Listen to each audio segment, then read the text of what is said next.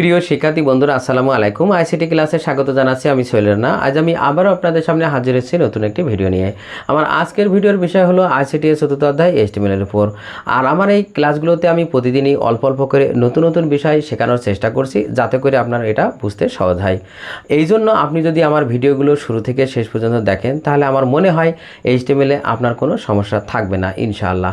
তো চলুন বন্ধুরা শুরু করি। দেখেন এখানে যে HTML ট্যাগ আমাদের করতে হবে সেটা দেখেন, প্রথমে সাবজেক্ট নেম, এরপরে 1 বাংলা, 2 ইংলিশ, 3 ICT। তার মানে এখানে একটা সিরিয়াল আছে, সিরিয়াল নাম্বার, তার মানে অর্ডার লিস্ট। তো এই অর্ডার লিস্টের ক্ষেত্রে আমরা কিভাবে HTML কোড করব সেটা আজ আমি শেখাবো।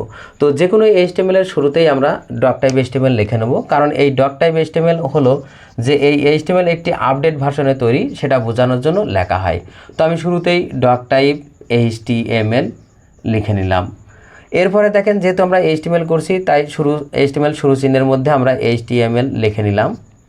এরপরে HTML এর দুটি অংশ থাকে, একটি হলো হেড আর একটি বডি।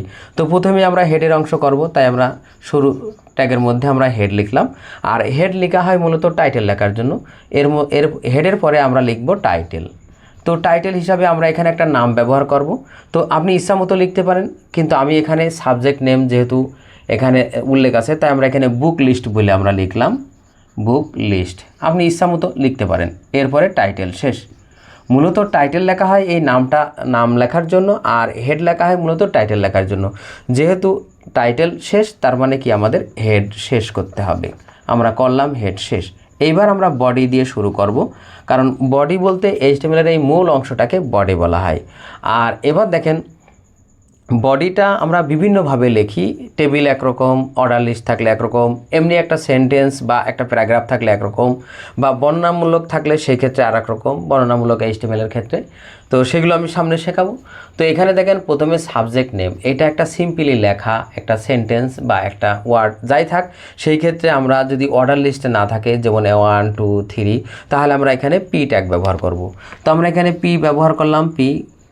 এরপরে দেখেন এই সাবজেক্ট নেমের নিচে একটা আন্ডারলাইন আছে, তো আন্ডারলাইনের জন্য আমরা ইউ ট্যাগ ব্যবহার করব, করলাম ইউ। এরপরে আমরা এই পি শুরু করে তার নিচেও লিখতে পারতাম, পাশে লিখলেও সমস্যা নেই, আমি পাশে লিখছি। তো এবার আমরা কি লিখব, সাবজেক্ট নেম। তাহলে আমরা এখানে সাবজেক্ট নেম ঠিক যেভাবে লেখা আছে আমরা সেইভাবে লিখে নিলাম। এরপরে ইউ শেষ, এরপরে পি শেষ।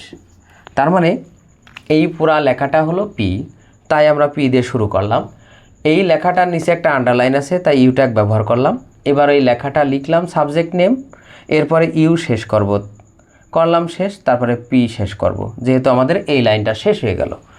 তো এইবার আমরা নিচের এই কাজটা করব। তো নিচের কাজে দেখেন প্রথমে 1 বাংলা, 2 ইংলিশ আর 3 ICT। তো এইটাকে অর্ডার লিস্ট বলা হয়। তার মানে আমরা এই ক্ষেত্রে OL আমরা ব্যবহার করব, ট্যাগ OL। তাহলে আমরা এখানে প্রথমে OL দিলাম। এরপরে টাইপ সমান ডাবল ইনভার্টেড কমার মধ্যে 1। এখন ডাবল ইনভার্টেড কমার মধ্যে 1 কেন? দেখেন আমরা জানি অর্ডার লিস্ট বিভিন্ন রকম আছে, যেমন 1 2 3, তারপরে ধরেন ABC, তারপরে মানে যেগুলো গণনা করা যায়, পর্যায়ক্রমিক বোঝায়। তারপরে ক খ গ থাকতে পারে, যদিও এটা ইংলিশ, ক খ গ থাকবে না। এবার দেখেন থাকতে পারে রোমান চিহ্ন 1 2 3 এরকম আর কি। সেই ক্ষেত্রে আমরা OL টাইপ, যেহেতু এখানে ইংরেজি অক্ষরে 1 লেখা মানে 1 2 3, তাই আমরা শুরু যে চিহ্নটা আছে এই গণনার জন্য সেইটা আমরা আগে লিখে নিলাম। তো এবার দেখেন এই OL টাইপ ডাবল ইনভার্টেড কমার মধ্যে 1 লিখে দিলাম, তার মানে আমরা অর্ডার লিস্টের জন্য OL টাইপ ব্যবহার করব। এবার দেখেন প্রত্যেকটা আইটেম আলাদা আলাদাভাবে লেখার জন্য আমরা আর একটা ট্যাগ ব্যবহার করব, সেটা হলো LI। তো আমরা এখানে দেখেন জায়গা নেই, এই পাশে লিখি। তো প্রথমে দেখেন LI, তারপরে বাংলা, LI শেষ। যদি আমরা LI দিয়ে লেখা বলতে প্রত্যেকটা আইটেম লেখার জন্য, তার মানে লিস্ট আইটেম। OL মানে অর্ডার লিস্ট, আর LI মানে লিস্ট আইটেম। তো প্রত্যেকটা আইটেমের জন্য আমাদের LI শুরু LI শেষ। যদি আমরা LI শুরু LI শেষ না করি, তাহলে আমরা 1 নাম্বার দিয়ে সব লেখা হয়ে যেত। সেই জন্য প্রত্যেকটা লেখা আলাদা আলাদা করার জন্য আমরা LI দিয়ে শুরু বাংলা, LI শেষ, তার মানে 1 নাম্বার সিরিয়াল শেষ হলো। এবার আবার 2 নাম্বারের জন্য LI ইংলিশ, LI শেষ।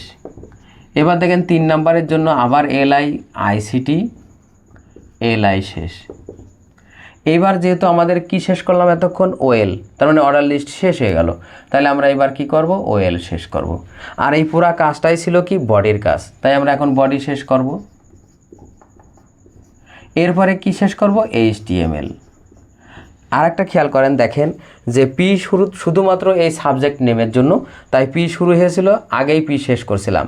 যদি পি শেষ না করতাম তাহলে কিন্তু সবগুলোই ওই প্যারাগ্রাফ আকারে লেখা হয়ে যেত, সেই জন্য আমাদের পি শেষ করা লেগেছে। এবার দেখেন ওয়েল টাইপটাও কিন্তু আমরা যখন লেখা শেষ হয়েছে তখন আমরা ওয়েল টাইপ শেষ করেছি, এরপরে বডি শেষ, HTML শেষ।